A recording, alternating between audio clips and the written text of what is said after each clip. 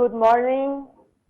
Let's start the keynote entitled Cybersecurity of the Grid, Intrusion Detection in IEC 61105, Basic Peer-to-Peer Communication. That will be present by Dr. Alexander Apostolov. Dr. Alexander Apostolov received Master Electrical Engineering, Master Applied Mathematics, and PhD from the Technical University in Sofia, Bulgaria. He has 44 years experience in power system protection, automation, control, and communication. He is presently principal engineer for Unmicro Electronics in Los Angeles, California. He is IEEE Fellow and serves on many IEEE PES working groups. He is member of IEC TC 57 working groups 10, 17, 18, and 19. He is distinguished member of CIGRE and IEEE. Distinguished lecturer. He holds 4 patents and has authored and presented more than 500 technical papers. He is editor-in-chief of Park Work magazine. And if you have any questions, you can ask by chat. That at the end of the presentation, we will have a time to answer. Now, I pass the word to the Dr. Alexander. Okay, thank you very much. Good morning to everybody. First of all, I would like to say that I'm really sorry that we are not meeting in the beautiful city of Montevideo. And we will do the best we can in this virtual environment. When we talk about the 21st century electric power grid, one of the characteristics is its digitization that is based on the IEC 61850 standard, which we started developing more than 25 years ago. But with the digitization, like with any computer and communications-based technology, we are facing the issues of cybersecurity. And this is what is the topic of my presentation today. When we talk about anything, I usually approach it by asking these 3 questions. What are we doing? Why are we doing it? And how are we doing it? And they have to be asked in this specific order in order to make sure that we are going to have a proper implementation of whatever solutions we need.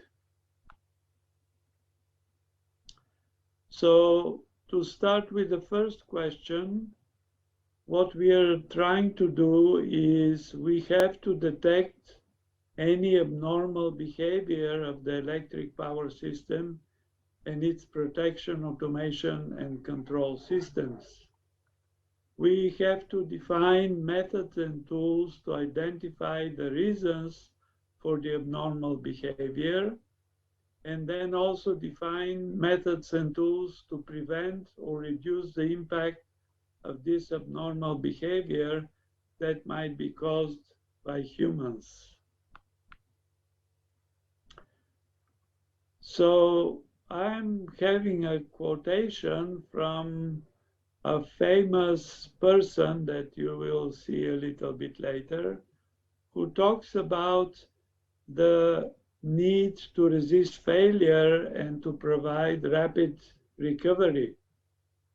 So reports that say that something hasn't happened are always interesting to me because, as we know, there are known knowns. These are the things that we know we know. But also, we also know there are known unknowns. That is to say, we know there are some things we do not know. And also, we have unknown unknowns, the ones we don't know, we don't know. And it is the latter category that tends to be the difficult one. And this is the quotation by Donald Rumsfeld, who some years ago was leading the Department of Defense of the United States. And this applies to the issues of cybersecurity as well. So for the known knowns, we can find the methods and tools to detect them and reduce their impact. But for the unknown unknowns, this is what makes it really very, very difficult. And this is the race between the hackers or the terrorists and the electric power utilities to find a way to detect the unknown unknowns and to be able to protect the system from their impact. Why are we doing it? We are doing it because we need to protect the electric power grid and its equipment from short-term or long-term damages that might be caused by natural, weather, or other random events, human errors during maintenance or system operation, intentional actions by disgruntled employees, random attacks by unsophisticated hackers, and malicious attacks by highly skilled hackers. And actually, the two that are the most difficult are the intentional actions by disgruntled employees that have security clearance and access to the network in the substation, or the malicious attacks by highly skilled hackers that are usually doing harm based on government-sponsored activities. How are we doing it? Well, we have a lot of different ways of addressing the cybersecurity threats, and they are based on, first of all, understanding what the threats are, the fact that somebody can operate primary equipment, they may be changing the configuration of an intelligent electronic device, or they might be publishing IEC 61850 messages on the substation or power system network. The next important issue is the need to understand the impact of specific threats, because we have to first prioritize the most damaging ones and make sure that we are going to reduce their impact. And we also need to understand the parameters of the electric power system and its connectivity, which in today's digital world is represented by what we call a digital twin. We also have to understand the real power system topology. We need to understand the communications architecture, the communication system configuration.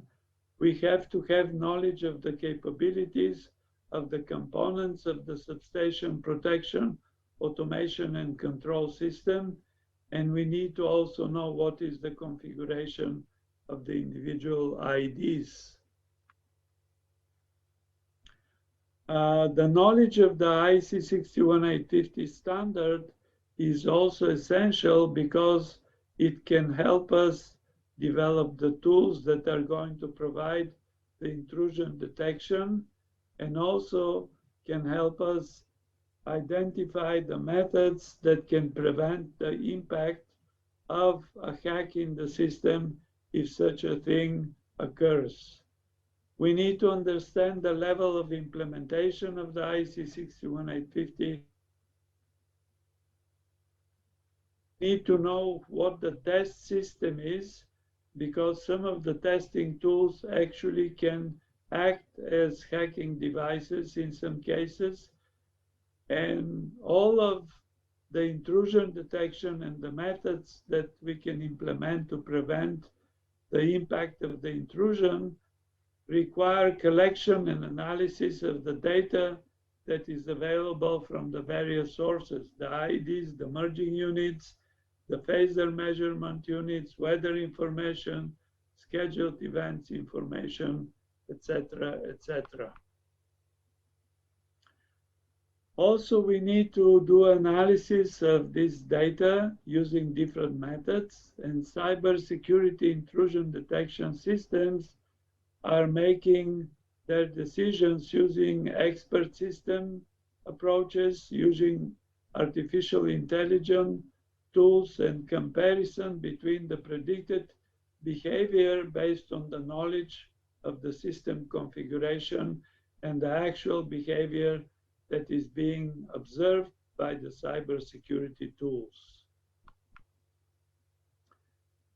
Just very quickly, this is a UML diagram that represents the 61850 system models and services. So on the left side, you see a server, an intelligent device that contains multiple logical devices representing the different functions such as protection, control, measurements, monitoring, etc. And then each logical device contains logical nodes representing the individual function elements. The logical nodes contain data, and the data in the model is represented by different data attributes. On the right side, in this light purple area, we see the control blocks representing the different services that are defined in the IEC 61850 standard, such as reporting, logging, setting group controls, goose controls, and sampled values control blocks. All these services require the definition of data sets, and the data in the data sets can be data objects or data attributes.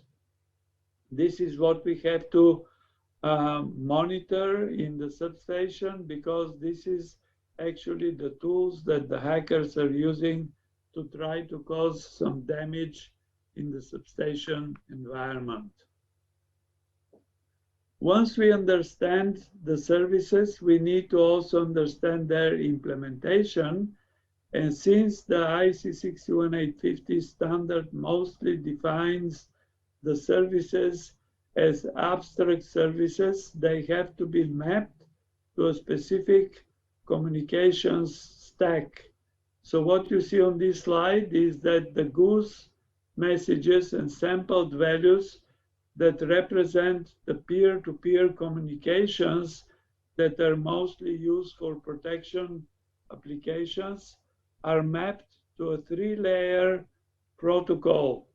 We have the physical layer, we have the data link layer on the bottom, and then we have the application layer, while the client-server communications on the right side of this slide are mapped to the 7-layer OSI stack. The IEC 61850 digital substation is shown in a simplified way on this slide. And what you can see on the bottom is the process interface that is implemented using the sampled values communications and the goose messages. And this is done over what we call the process bus. Then we have connected to the process bus the control, protection, and other devices. And they're talking to each other, typically using the station bus, as well as communicating with the substation HMI using the client-server services, and also through a station gateway communicating with the SCADA system or other system-level applications such as system integrity protection schemes. This is what the digital substation looks today. We have On the left side, the switch yard, which can be subject to intrusion using the sampled values and goose messages. Then we have the relay room, the control house, that is providing the interfaces between the individual protection, monitoring, and control panels.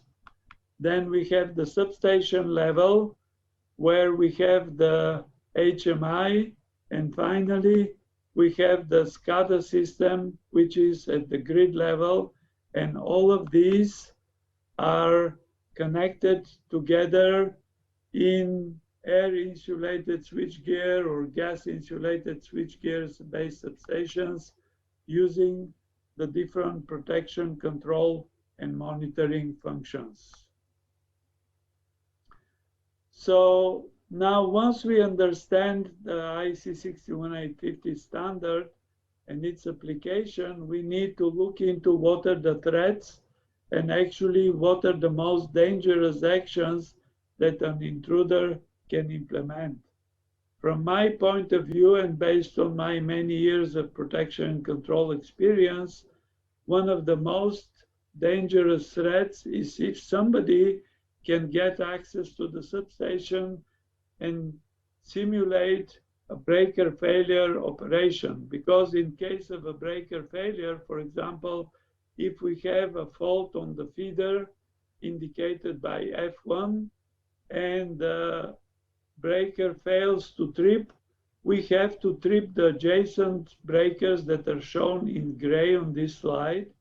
And when we trip these breakers, instead of clearing the fault only on the faulted feeder, we are going to de-energize the complete distribution section of the bus, and all the loads on the healthy feeders are going to be losing their power supply.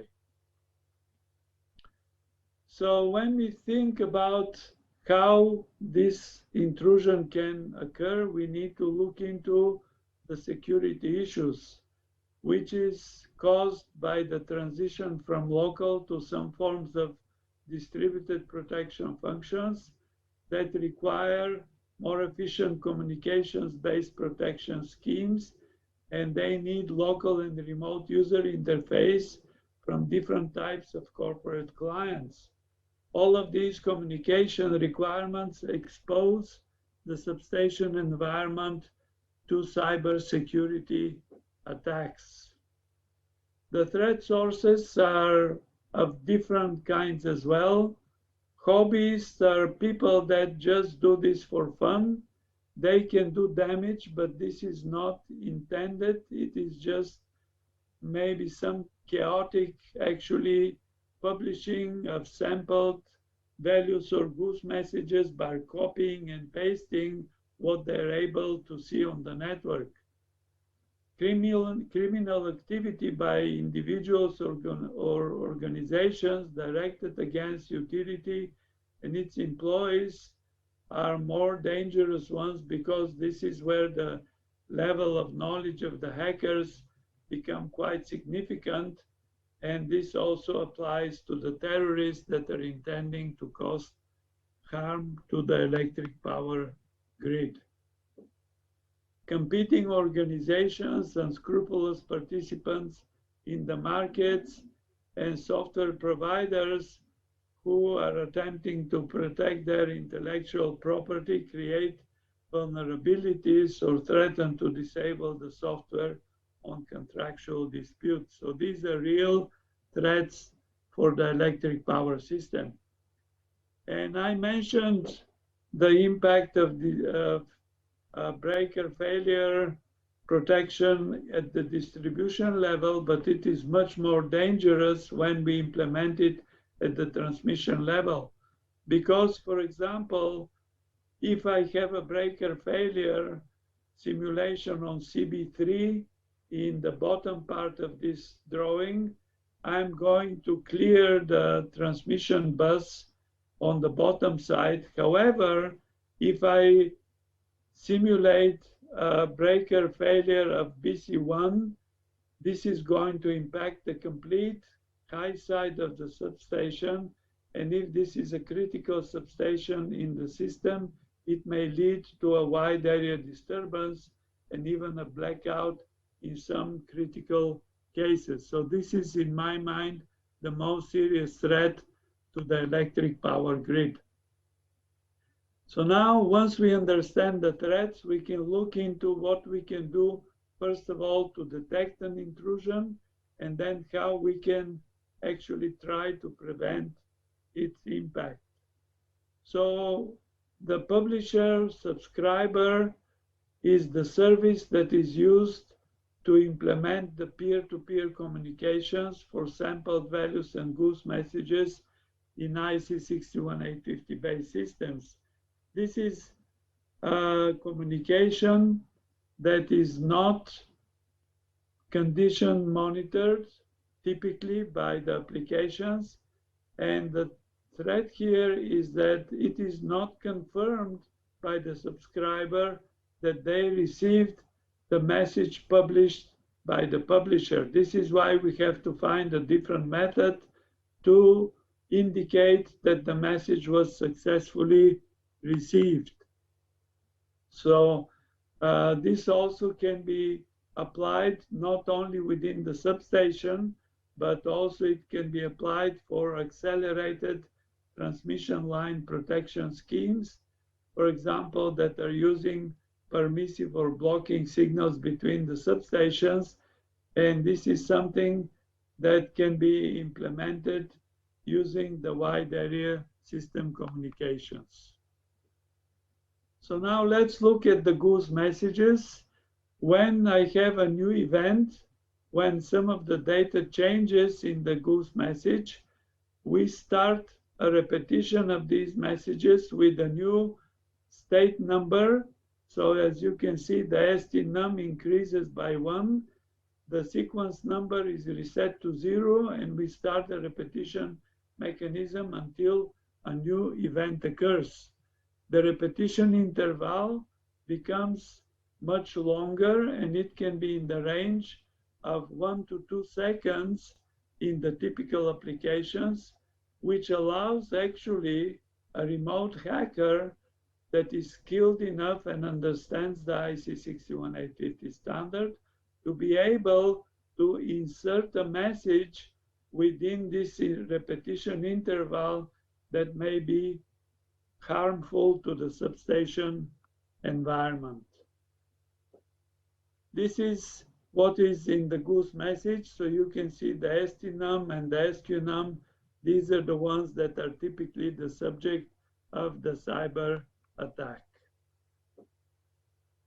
Now, if the hacker has a monitoring tool such as Wireshark, they can see actually the state number and the sequence number that are part of the message as I was showing you. So this is the state number and the sequence number. And based on this, they can introduce into the system a new message with a state number that is incremented by 1 and a sequence number that is reset to 0, as is shown on this slide. So the blue rectangle is the hacked goose that is introduced with the state number incremented by 1 and the sequence number reset to 0. So this is something that is very difficult. It can be detected by the intrusion system because the following red message is going to be received by the intrusion detection system as well. And it is going to see that there is a discrepancy between the messages coming from the source, which will be used as the intrusion detection mechanism. I mentioned that the breaker failure actually protection is the most critical, that may cause the most harm, and actually the message that is going to be used is this RBRF1 OPEX, that is the one requiring the operation of the adjacent breaker to clear the fault in case of breaker failure. The sampled values communications also can be subject to hacking, meaning that sampled value with a different level indicating a fault condition may be included in the sequence of messages.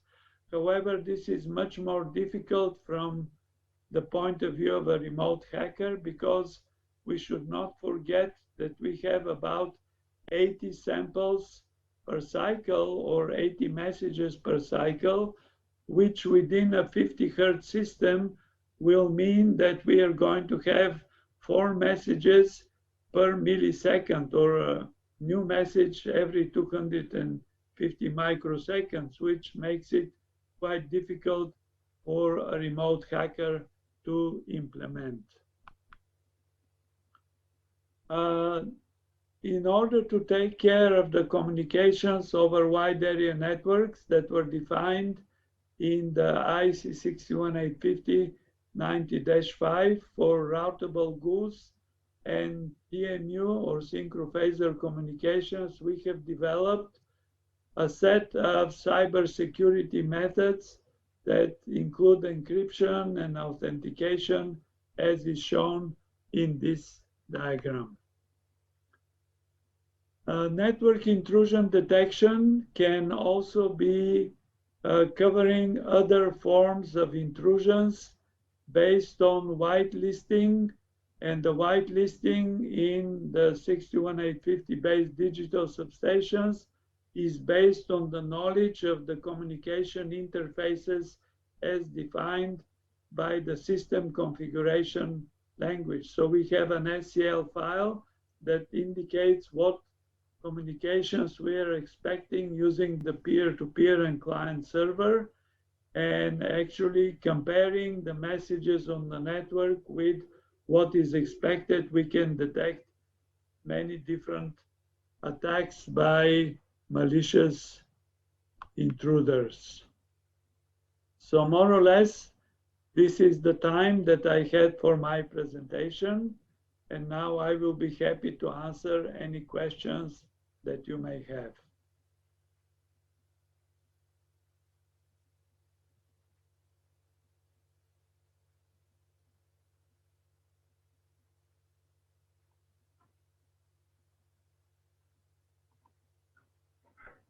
Thank you very much for the presentation, Dr. Alexander. So we have a few minutes where we can ask some questions. Please send your questions through chat. So the first question is related to threat and risk reduction. Considering the vital nature of the service of power companies, what are the biggest threats to the system, and if there is a real possibility of reducing the risk and their entirety? Okay, this is a very broad question that actually I was trying to address in my presentation. But for example, what we are hearing at the different working group meetings or at the different conferences is that there are many, many different attacks that are happening all the time by the different types of attackers that I was mentioning in my presentation. Some of the more famous ones are actually the attack on the nuclear facilities in Iran some years ago that were by a state-sponsored attacker, and that caused actually the failure of the centrifuges that were producing the uranium enrichment. And this was a demonstration of the possibility actually by very skilled attackers to be able to break into the control devices themselves, such as the IEDs, and by changing their configuration to be able to cause damage on the system. From the point of view of the electric power substation protection and control system, one such possible approach is for somebody to gain access to the settings of a multifunctional IED, and by lowering, for example, the overcurrent setting of the protection functions below the maximum load current, it may result to the tripping of the breakers under normal maximum load conditions. Also, somebody can change the CT ratio setting in a merging unit, and then all the sampled values that will be coming from the merging unit will be not representing the actual currents and voltages on the system, but might be showing like they look like fault level values that may result also in protection operation. The client server services also are subject to different attacks, which was shown by the famous Ukrainian tripping of multiple breakers in the Christmas period a couple of years ago. So the threats are real, and as I mentioned, in my mind, the most dangerous is the breaker failure protection simulation by a hacker that may result in the tripping of multiple breakers in a critical substation. This is why the utilities and the vendors are looking for solutions, and there are different tools available already on the market. As I was showing on my last slide, they are using the different whitelisting or blacklisting or expert system or artificial intelligence methods to detect the intrusion and take some methods to prevent it. When we started using 61850 goose messages for transmission line protection, for example, one of the challenges was people were saying this is going over a wide area network, and how are you going to protect from somebody to actually sending a message that may result in the tripping of the line? Actually, this is one of the cases when we have in the protection scheme some included mechanisms that provide some supervision, form of supervision of the messages that are received. So for example, if I'm using a permissive overreaching scheme, I will receive a message indicating operation at the remote end. But if the zone 2 of my distance protection did not operate, I am not going to trip the line. So this is some form of protection that is available by the protection principle itself. And again, as I mentioned, I can talk a lot about this, but we don't have enough time, hopefully some other time, but I will be happy to answer any other questions as well. Thank you, Dr. Alexander. And Jane have a question. What about SSL, TLS encryption to assure the security? When a peer-to-peer communication is encrypted, is not really a requirement the intrusion detection, or can it be both encryption and intrusion detection? Okay, obviously encryption is something that makes the intrusion detection more difficult, because this means that the cybersecurity tools have to have access to all the keys that are being used by the different devices that are using encrypted messages.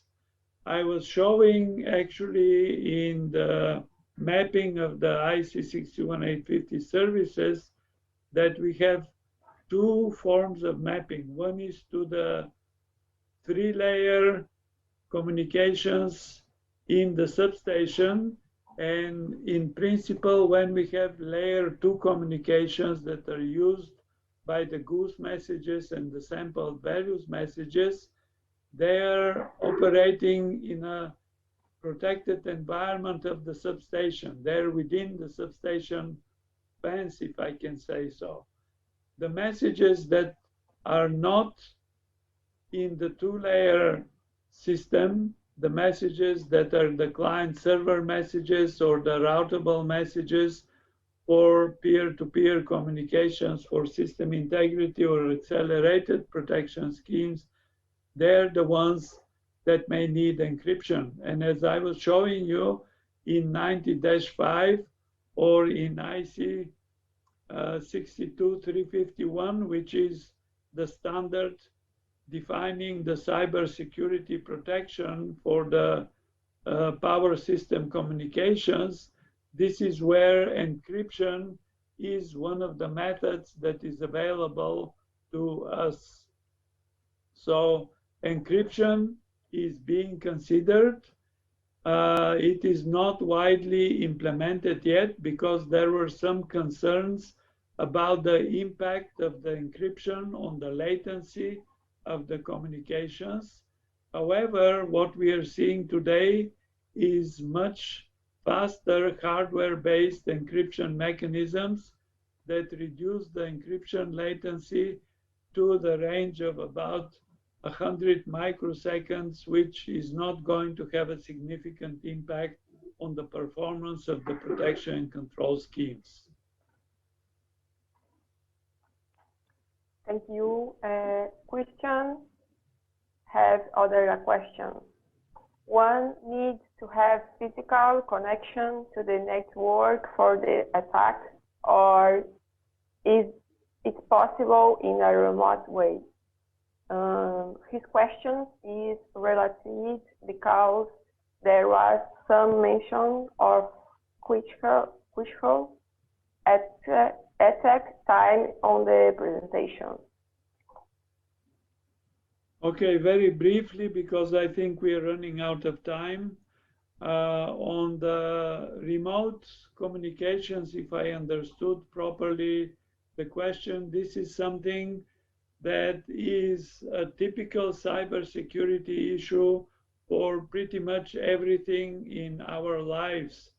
And this is why we have different methods that are being implemented. Some of the most common ones is the use of two-layer authentication. So for example, whatever you do, you have to implement, first of all, you have to be identified as a user with certain access rights. And this is why one of the things that we are doing in the different working groups in both the IEC TC57 working groups or in the IEEE is the role-based access control, which means that the different actors in the power system environment have a specific role, and this role gives them access to some specific activities that they can implement. So this is something that is being finalized as we speak. We have a task force within Working Group 10, and we are defining the different roles and what kind of actions each one of them can be implementing. And then we have a username and then a secure password with high level of security. And then we may have some additional authentication methods, for example, such as sending a key code that is going to be used in order to confirm the authenticity of the client that is operating the system. If we talk the impact on the latency, obviously some of the messages require the intrusion detection system to have some time to detect the intrusion and take some measures. This is much easier for the client-server applications that are quite slow from the protection point of view, but it is much more difficult in the peer-to-peer communications where we are operating in the range of milliseconds. And this is why we are looking for proper methods to provide such additional levels of protection that are also not going to prevent the normal operation of the protection system under normal power system fault or other abnormal conditions. Okay? Excellent. Thank you very much for the presentation and the answers, Dr. Alexander. It will be a pleasure to welcome you to Montevideo. I've been to Montevideo a few years ago and I really love it, and I will be very happy to come someday again. Excellent. Thanks a lot to everyone. Okay, bye. Enjoy the conference and hope to see you face to face someday when we are rid of this stupid virus. Great. Bye. Bye.